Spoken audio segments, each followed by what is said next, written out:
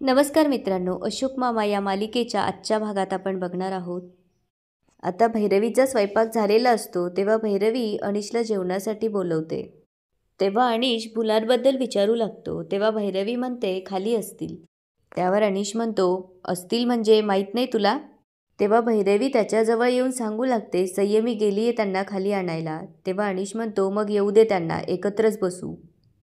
तेव्हा भैरवी म्हणते अरे भूक लागली असेल तुला. तेव्हा अनिश म्हणतो थांबेल मी, येऊ देत त्यांना. आणि म्हणतो नाहीतर त्यावरूनही बोलाल मला. तेव्हा भैरवी विचारते अनिश तू मलाच का बोलतोय. वर मी तुझ्यावरूनच आईशी भांडत असते. कालही मी तुला हेच म्हणाले की आईचं बोलणं ऐक आणि सोडून दे. मला नाही वाटत तू आळशी आहे. मुळात आईची काळजी वेगळी आहे. तिला असं वाटतं की ताईच्या मुलांमुळे तू आपलं मूल नकोय असं म्हणतोयस. तेव्हा अनिश तिला म्हणतो मग काय चुकीचं आहे त्यात. दादा वहिनीच्या मुलांची जबाबदारी आपल्यावर आहे. आपल्याला वाढवायचं आहे त्यांना.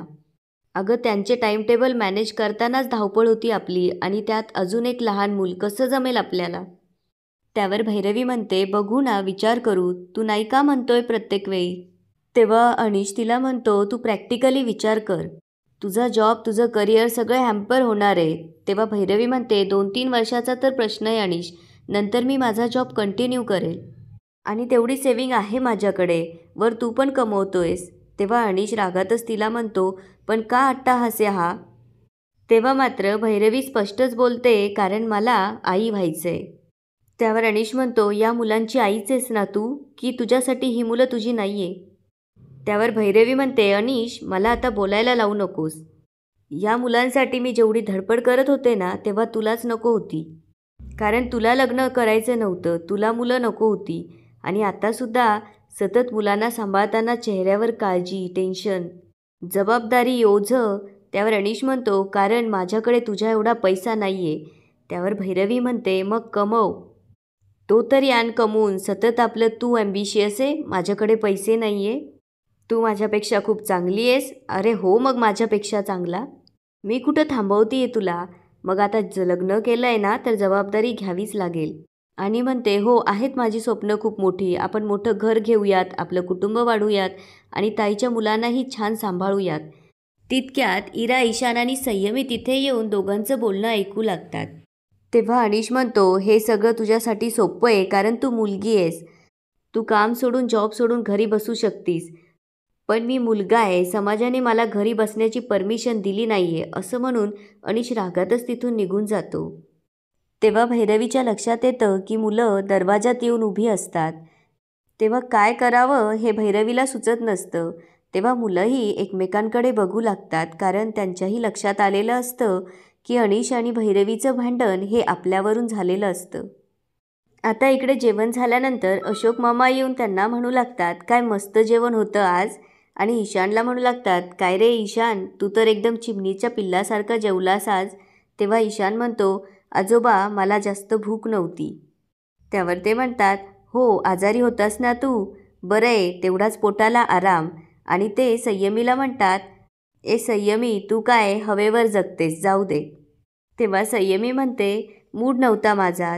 त्यावर ते मस्करी करत म्हणतात असतो कधी, म्हणजे असतो कमी आणि नसतो जास्त, आणि हसू लागतात.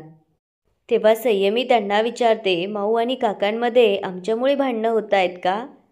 हे ऐकल्यावर अशोक मामांना आश्चर्य वाटतं आणि ते विचारतात म्हणजे. तेव्हा संयमी सांगू लागते की आम्ही तिघं जेव्हा मगाशी वर आलो तेव्हा ते खूप भांडत होते. तेव्हा अशोक मामा विचारतात काय म्हणत होते ते. तेव्हा इरा म्हणते म्हणजे ते म्हणत होते की आम्हाला या 3 मुलांना सांभाळायचं आहे, किती पैसे लागतील वगैरे वगैरे. तेव्हा संयमी त्यांना विचारते आमचं बर्डन होतं आहे का त्यांच्यावर. असं असेल तर आम्ही मीनाजीकडे जाऊन राहू का. तेव्हा ईशान म्हणतो मी तर होम स्कूलिंगसुद्धा करू शकतो, म्हणजे मला शाळेतच जायचं असं काही नाही ना, म्हणजे फीजसुद्धा कमी लागेल. तेव्हा अशोक मामा त्यांच्याजवळ जाऊन म्हणतात एक मिनिट, पहिली गोष्ट तुमचं कोणावरही बर्डन नाही, आणि दुसरी गोष्ट नवरा बायकोचं भांडण म्हणजे चहातल्या पेल्यातलं वादळ असतं. चहा असतो ना चहा, कितीक असतो, आणि त्यात जर वादळ आलं तर काय होणार, थोडासा चहा बाहेर पडणार. आणि तिसरी गोष्ट, ज्या गोष्टीबद्दल तुम्हाला काही माहीत नसेल त्या गोष्टीचं कधीही टेन्शन घ्यायचं नाही. आणि म्हणतात चला आपण आता मस्तपैकी पत्ते खेळूयात. जा आणि पत्ते घेऊन या आणि संयमीला सांगतात, जा आणि तू माझ्यासाठी पाणी घेऊन ये. तेव्हा सगळेजण तिथून जातात. अशोक मामांना मात्र मुलांचं बोलणं ऐकून आतून खूप वाईट वाटलेलं असतं. आता इकडे अनिश जेव्हा त्याच्या खोलीत येतो तेव्हा भैरवी त्याला म्हणते, अनिश, उद्या मला सकाळी लवकर ऑफिसला जायचं आहे, तेव्हा मुलांना तू सोडलंस तर बरं होईल. तेव्हा अनिश तिला विचारतो, का? रिक्षा येते ना त्यांची? तेव्हा भैरवी म्हणते, नाही, उद्या नाही येणार आहे. त्या रिक्षावाल्या काकांना बरं नाही आहे, तेव्हा नाही जमणार आहे त्यांना उद्या. तेव्हा अनिश तिला म्हणतो, मलाही जमणार नाही. तेव्हा भैरवी त्याला म्हणते, अनिश, प्लीज यार. तेव्हा अनिश तिला म्हणतो, हे बघ, आमच्या ऑफिसमध्ये कामं सुरू आहेत, तेव्हा मला जमणार नाही आणि ही कारणं मला देता येणार नाही. तितक्यात अशोक मामा त्यांच्याशी बोलण्यासाठी तिथे आलेले असतात, पण त्यांचं भांडण ऐकून दारातच थांबतात. अनिश भैरवीला म्हणत असतो, तू असली कारणं देऊ शकतेस, तुमच्या ऑफिसमध्ये चालत असेल, पण मी जर असली कारणं दिली तर लोक मला हसतील. त्यावर भैरवी म्हणते, का? तुमच्या ऑफिसमधल्या लोकांना मुलं नाही आहेत का? तेव्हा अनिश चिडूनच म्हणतो, हे बघ, उगाच वाद घालू नकोस मला, मला उद्या वेळ नाही आहे, तू जा, नाहीतर दुसरी सोय बघ. तेव्हा अशोक मामा दरवाजा वाजवतात. अनिश दरवाजा उघडतो तेव्हा आत येऊन अशोक मामा विचारू लागतात, अरे, जागी आहेत का तुम्ही अजून? झोपायची वेळ तर नाही झाली ना तुमची? का मी डिस्टर्ब केलं? त्यावर ते म्हणतात, नाही बाबा, या ना, बसा. तेव्हा अशोक मामा म्हणतात, मुलं झोपायची वाट बघत होतो, ती झोपली नव्हती ना अजून, त्यामुळे यायला उशीर झाला. आणि अनिश भैरवीला बसायला सांगून म्हणतात, म्हटलं थोड्याशा गप्पा माराव्या तुमच्याशी. तेव्हा ते अनिशला विचारू लागतात, तुला आठवतं आहे का, तू शाळेतनं परत आलास आणि मी आणि तुझी आई कधी भांडलो असं, किंवा आम्ही एकमेकांशी कधी आपोलं धरून बसलो असं कधी आठवतं आहे? त्यावर अनिश म्हणतो, नाही हो बाबा. तेव्हा अशोक मामा त्याला म्हणतात, तुला आठवतं आहे का, आपल्या शेजारी मुखेडकर राहायचे, त्यांची सतत भांडणं व्हायचे, त्यामुळे त्यांच्या भांडणाला वैतागून त्यांच्या 15 वर्षाचा मुलगा घर सोडून गेला होता. तेव्हा अनिश म्हणतो, हो, आठवतोय ना सुन्या. तेव्हा अशोक मामा म्हणतात, बरोबर आहे, आणि अशी वेळ आपल्या घरावर यावी असं वाटतं का तुम्हाला? हे ऐकल्यावर अनिशला आणि भैरवीला धक्का बसतो आणि भैरवी विचारू लागते, पण असं का म्हणतायत बाबा? तेव्हा ते म्हणतात, कारण तुमचं भांडण आज मुलांनी ऐकलंय आणि त्यांना असं वाटतंय की त्यांचं तुमच्यावर ओझं आहे. आणि ते विचारतात, खरंच ओझं आहे का तुमच्यावर त्यांचं? तेव्हा भैरवी म्हणते, नाही बाबा, असं अजिबात नाही आहे. इनफॅक्ट तुम्हालाही माहिती आहे मुलं माझ्यासाठी किती महत्त्वाची आहे. मुलांना तुमच्यापासून दूर नेणार होते मी. पुढे ती म्हणते, आणि मला स्वतःचंही मूल हवं आहे, माझं स्वतःचंही कुटुंब हवं आहे, त्यासाठी वाटेल ते करायला तयार आहे मी.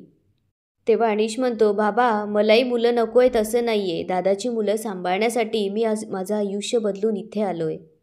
तेव्हा अशोक मामा हात जोडून त्यांना म्हणू लागतात, माझी एक विनंती आहे की प्लीज मुलांसमोर कधी भांडू नका, असं म्हणून अशोक मामा तिथून निघून जातात. आता मात्र अनिश आणि भैरवीला त्यांनी केलेल्या चुकीची जाणीव होते. दुसऱ्या दिवशी सकाळी भैरवी जेव्हा किचनमध्ये असते तेव्हा अनिश तिथे येऊन तिला म्हणतो, भैरवी, मुलांच्या शाळेत आज पॅरेंट टीचर मीटिंग आहे, मी जाईन. तेव्हा भैरवी म्हणते, पण तुला तर मीटिंग होती ना? तेव्हा तो म्हणतो, हो, मीटिंग करून मी जाईन. तेव्हा तो तिला विचारतो, पण तुलाही मीटिंग होती ना आज? तेव्हा ती सांगते की मी रिशेड्यूल केली आहे. हे ऐकल्यानंतर अनिश भैरवीला म्हणतो, आय एम सॉरी. तेव्हा भैरवीही त्याला सॉरी टू असं म्हणते आणि दोघंही एकमेकांकडे बघून हसू लागतात. अशा प्रकारे अनिश आणि भैरवीमधलं भांडण आता मिटलेलं असतं. आता इकडे अशोक मामा ईश्वरला भेटण्यासाठी त्याच्या घरी आलेले असतात. तेव्हा ईश्वर त्यांना म्हणतो, काहीही म्हण अशोक, म्हातारपण खूप वाईट असतं. तेव्हा अशोक मामा त्याला म्हणतात, काय ना ईश्वर, कधी ना कधी हे व्हायचंच, पण आपण आपलं म्हातारपण जास्तीत जास्त सुखात कसं जाईल हे बघायचं. आणि त्याला म्हणतात, हातपाय गाळायचे नाही आणि तुषार तुला चांगल्या डॉक्टरकडे घेऊन जाईल, जाशील ना तू? त्यावर तो हा म्हणतो.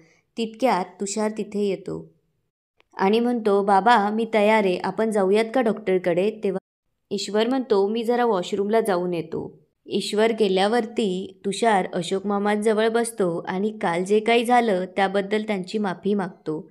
तेव्हा अशोक मामा त्याला मोठ्या मनाने माफ करत म्हणतात, काही नाही रे, होतच असतं, आणि तू पण माझ्या मुलासारखा आहेस, मी पण तुला काहीतरी बोलूनच गेलो, पण आता ऐक, जरा विचित्र आहे, पण एका कागदाच्या चिटोऱ्यावर आपला घराचा नंबर आणि तुझा मोबाईल नंबर लिही आणि ईश्वरच्या पॅन्टच्या खिशात ठेव. तेव्हा तुषार म्हणतो, अगदी बरोबर आहे तुमचं काका.